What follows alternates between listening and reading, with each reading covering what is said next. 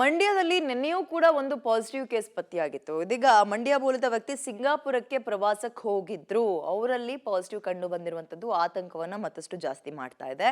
ಸೋಂಕಿತ ವ್ಯಕ್ತಿಗೆ ನೆಗಡಿ, ಕೆಮ್ಮು, ಜ್ವರ ಕಾಣಿಸಿದ ಹಿನ್ನೆಲೆ ಟೆಸ್ಟ್ ಮಾಡಿಸಿದ್ದಾರೆ. ಆಗ ಪಾಸಿಟಿವ್ ಬಂದಿದೆ. JN1 ದೃಢಕ್ಕೆ ಸೋಂಕಿತ ವ್ಯಕ್ತಿಯ ಸ್ಯಾಂಪಲ್ ಸೋಮವಾರ ರವಾನೆ ಮಾಡಲಾಗುತ್ತೆ. ಯಾಕಂದ್ರೆ ಈಗ ರಜೆಗಳಿರೋದ್ರಿಂದ ಸದ್ಯ ಸೋಂಕಿತ ವ್ಯಕ್ತಿಗೆ ವಿಮ್ಸ್ ಆಸ್ಪತ್ರೆಯಲ್ಲಿ ಚಿಕಿತ್ಸೆ ಕೊಡಲಾಗ್ತಾ ಇದೆ. ಅಲ್ಲದೆ ಸೋಂಕಿತನ ಕುಟುಂಬಸ್ಥರನ್ನ ಮನೆಯಲ್ಲೇ ಕ್ವಾರಂಟೈನ್ ಮಾಡಿದ್ದಾರೆ.